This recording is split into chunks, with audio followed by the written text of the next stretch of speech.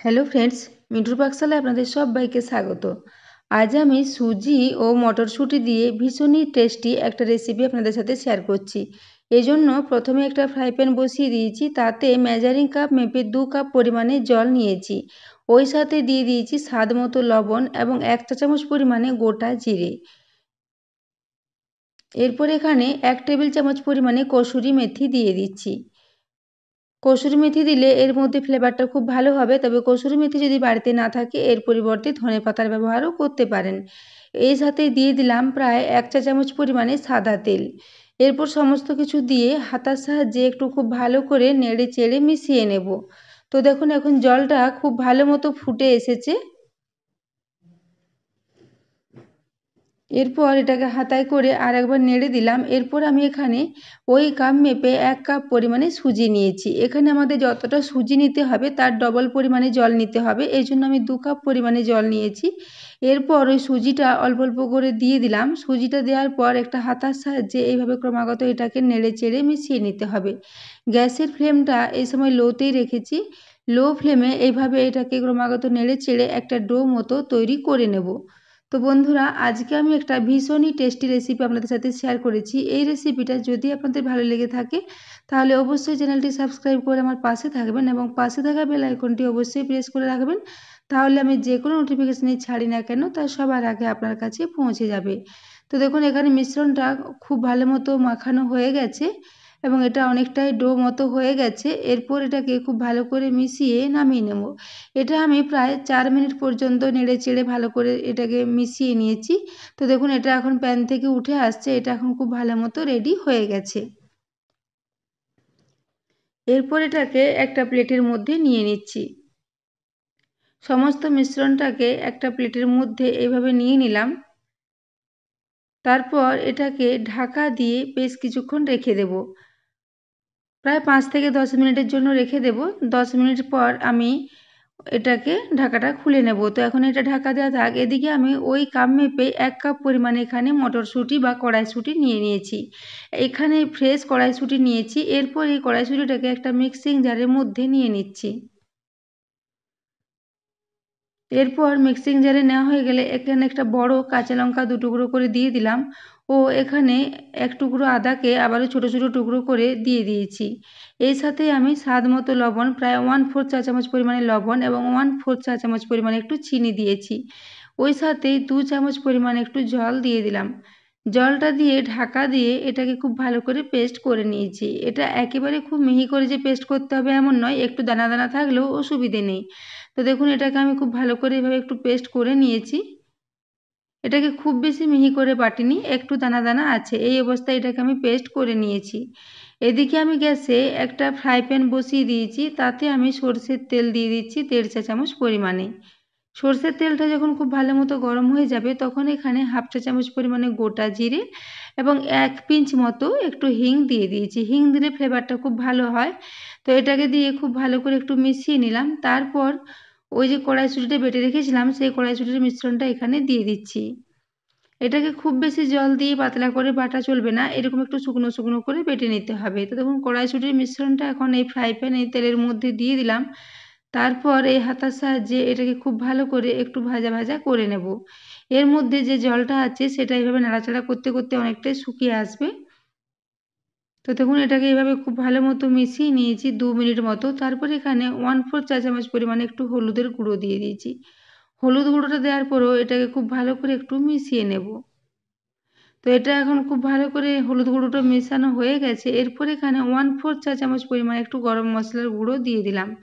গরম মশলার গুঁড়োটা দিয়েও এটাকে খুব ভালো করে মিশিয়ে নিচ্ছি।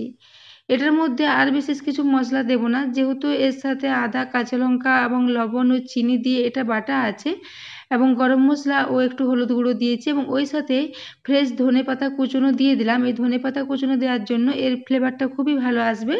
তো দেখুন ধনেপাতা কুচনোটা 1 মুঠো পরিমাণে দিয়ে দিয়েছি। তারপর এটাকে দিয়ে খুব ভালো করে একটু মিশিয়ে নিচ্ছি। গ্যাসের ফ্লেমটা আমি লোতেই রেখেছিলাম। লো ফ্লেমে এই মিশ্রণটাকে খুব ভালো করে রেডি করে নিয়েছি। এরপর এটাকে গ্যাস অফ করে ঠান্ডা হওয়ার জন্য সাইডে রেখে দিলাম। এদিকে আমি এই সুজির যে মিশ্রণটা করে রেখেছিলাম সেটা এখন 10 মিনিট হয়ে গেছে। 10 মিনিট পরে ঢাকাটা খুলে নিয়েছি। এরপর হাতের সাহায্যে খুব ভালো করে একটু এটাকে ডো মতো করে মেখে নেব, খুব ভালো করে মসৃণ করে এটাকে মেখে নিতে হবে। তো বন্ধুরা, আজকের এই রেসিপিটা যদি ভালো লেগে থাকে তাহলে অবশ্যই বন্ধুদের সাথে একটু শেয়ারও করে দেবেন, এবং রেসিপি পছন্দ হলে একটা লাইক করতে ভুলবেন না। তো দেখুন, এরপর আমি এটাকে খুব ভালো করে হাতে করে ঠেসে ঠেসে মেখে নিচ্ছি, যাতে খুব মসৃণ মতো হয়ে যায়। তো দেখুন, এটা এখন খুব ভালো করে মাখানো হয়ে গেছে। তো এটাকে আমি এখন দুভাগে ভাগ করে নিচ্ছি, যেহেতু মিশ্রণটা অনেকটাই ছিল, একটা ভাবে মাখতে অসুবিধে হচ্ছিল, সেজন্য দুভাগে ভাগ করে এইভাবে এটাকে একটু লম্বা লম্বা করে মেখে নিচ্ছি। তারপর এর থেকে একটু ছোট ছোট আকারের লেচি কেটে নেব।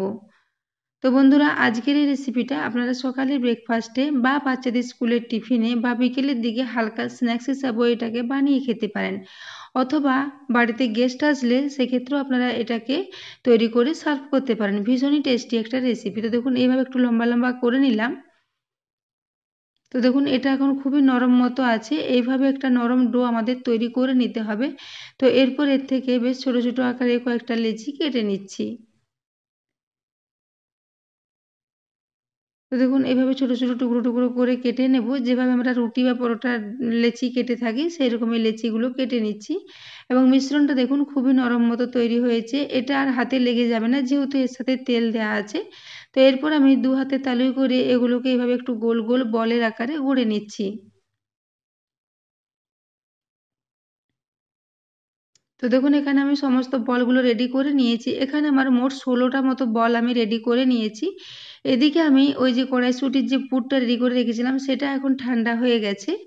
এই পুরটাকেও আমি 16টা ভাগে ভাগ করে নেব, তাহলে আমাদের প্রত্যেকটা রেসিপি তৈরি করতে সুবিধে হবে।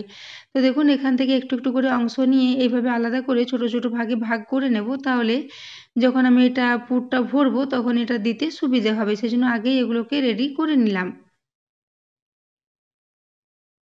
তো দেখুন, এইভাবে এগুলোকে একটু বলের মতো করে রেডি করে নিয়েছি। এদিকে আমি এই সুজির মিশ্রণটা থেকে দুটো আমার আগেই তৈরি করা হয়ে গেছে। এরপর আমি আবারও দেখিয়ে দিচ্ছি। এইভাবে হাতে একটা অংশ নিয়ে এইভাবে একটু আঙুলের সাহায্যে এটাকে বাটির মতো একটা শেপ দিয়ে দেবো। এইভাবে আঙুলে চেপে চেপে একটু ঘুরিয়ে নিলে এটা খুব সহজেই একটা বাটি মতো রেডি হয়ে যাবে। তো দেখুন, এভাবে একটা বাটি মতো রেডি করে নিয়েছি। তারপর ওই যে বলগুলো তৈরি করে রেখেছিলাম সেই বলগুলো একটা এখানে দিয়ে দিলাম। এরপর একটু আঙুলে করে এই পুরটাকে ভেতরে একটু চেপে চেপে দেব, তারপর এর মুখটা উপরের দিকে নিয়ে যেয়ে এইভাবে বন্ধ করে দেব। তারপর যে উপরের অংশটা সেটাকে এভাবে একটু মুড়ে এর মধ্যে মিশিয়ে নেব। তারপর দু হাতের তালুতে করে একটু এটাকে এভাবে চিপে চিপে একটু চ্যাপ্টা চ্যাপ্টা করে নেব। তো দেখুন, এভাবে চ্যাপ্টা চ্যাপ্টা করে নিয়েছি। তো বন্ধুরা, আজকে আমি একটা সুজির কড়াইশুঁটির কচুরির রেসিপি আপনাদের সাথে শেয়ার করেছি। এটা একটা মিনি কচুরির রেসিপি। আপনারা চাইলে এটাকে চাকি বেলনের মধ্যে মেলে নিয়ে বড় বড় আকারের করেও তৈরি করে নিতে পারেন, কিন্তু আমি এটাকে ছোট ছোট কচুরির আকারেই তৈরি করেছি। তো দেখুন, এভাবে আবারও একটা বাটি তৈরি করে নিলাম, তারপর একটা বল এখানে দিয়ে দিচ্ছি। ওই একই পদ্ধতিতে আমি বলগুলো দিয়ে প্রত্যেকটাই তৈরি করে নেব, এবং মুখের উপরের দিকটা একটু মুড়ে নিয়ে এইভাবে মুখটা এখানে মিশিয়ে দেব। তাহলে এগুলো খুব ভালো মতো রেডি হয়ে যাবে, এবং এরকম চাপড়ে চাপড়ে একটু চ্যাপ্টা চ্যাপ্টা করে নেব, তাহলে এগুলো ভাজতে সুবিধে হবে। তো দেখুন, এইভাবে একটু রেডি করে নিয়েছি। আপনারা চাইলে এগুলোকে চাকি বেলুনের সাহায্যে একটু লুচির মতো করে মেলেও নিতে পারেন, সেক্ষেত্রেও এটা ভীষণই সুন্দর হবে। তো দেখুন, এদিকে আমি একটা ফ্রাই প্যান বসিয়ে দিয়েছি, তাতে হাফ কাপ পরিমাণে সাদা তেল নিয়ে নিয়েছি। তেলটা খুব ভালো মতো গরম হয়ে গেছে। এরপর আমি সমস্ত এই কচুরিগুলো এখানে দিয়ে দিচ্ছি। তো দেখুন, এখানে পুরো কচুরিগুলো একেবারে দেওয়া যাবে না, এগুলোকে আমি দু ব্যাচে ভেজে নেব। তো প্রথম ব্যাচে এখানে আমি 7টা কচুরি দিয়েছি। এরপর এগুলোকে হাই ফ্লেমে আমি উল্টে পাল্টে ভেজে নেব। গ্যাসের ফ্লেমটা এখন হাই রেখেছি। হাই ফ্লেমে এগুলোকে উল্টে পাল্টে ভেজে নেব, তাহলে এগুলো খুব বেশি তেল টানবে না, এবং উপরটা খুব দারুণ খাস্তা ও মুচমুচে মতো ভাজা হয়ে যাবে। তো দেখুন, এইভাবে আমি উল্টে পাল্টে এগুলোকে একটু হালকা লাল লাল করে ভেজে নেব। খুব বেশি লাল লাল করব না, একটু হালকা ব্রাউন কালার আসবে সেই অবধি এগুলোকে ভেজে নেব। এবং এর সাথে এই কসুরি মেথি ও গোটা জিরেটা যে দেওয়া আছে, এর জন্য এর ফ্লেভারটা খুবই সুন্দর হবে। এই অসাধারণ স্বাদের রেসিপিটা বন্ধুরা বাড়িতে আপনারা অবশ্যই ট্রাই করবেন, এবং কমেন্ট সেকশনে গিয়ে জানাতে ভুলবেন না। তো এটা একদম কচুরির মতো টেস্ট, সিঙ্গাড়া কচুরি যাই বলুন না কেন, এটা খুবই সুন্দর একটা টেস্টি রেসিপি বন্ধুরা, আপনারা বাড়িতে এটা ট্রাই করবেন। তো দেখুন, এরপর আমি এগুলোকে তুলে নিয়েছি। এরপরে এক্সট্রা যে তেলটা আছে সেটা একটু ঝরিয়ে নিলাম। তো দেখুন এর শব্দটা দেখে আপনারা বুঝতে পারছেন যে এটা কতটা খাস্তা মুচমুচে হয়েছে। তো দ্বিতীয় ব্যাচে ওই কচুরিগুলো আমি একইভাবে একটু উল্টে পাল্টে ভেজে নিয়েছি। তারপরে কচুরিগুলোকে তুলে নিলাম। তো এরপরে দ্বিতীয় ব্যাচের কচুরিগুলো আমি একই সাথে দিয়ে দিচ্ছি। তারপর প্লেটের মধ্যে এগুলোকে সাজিয়ে খুব ভালো করে এটাকে সার্ভ করে দিয়েছি। তো দেখুন এরপর আমি আবারও একটা আপনাদের একটু দেখিয়ে দিচ্ছি। তো বন্ধুরা এর শব্দটা দেখে আপনারা বুঝতে পারছেন যে এগুলো কতটা মুচমুচে এবং কতটা খাস্তা হয়েছে। তো বন্ধুরা বাড়িতে গেস্ট আসলেও আপনারা এই রেসিপিটা অনায়াসে সার্ভ করতে পারেন। ভীষণই টেস্টি একটা রেসিপি, যে খাবে সেই এটার প্রশংসা করবে, এতটাই টেস্টি হয়েছিল। তো দেখুন এরপর এটাকে আমি একটা ভেঙে আপনাদের দেখিয়ে দিচ্ছি।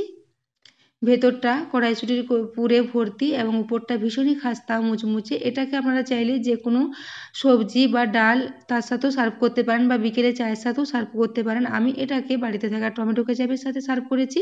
তো বন্ধুরা এতক্ষণ পর্যন্ত রেসিপিটি দেখার জন্য আপনাদের অশেষ ধন্যবাদ। আবারও চলে আসবো নিত্য নতুন ভিডিও।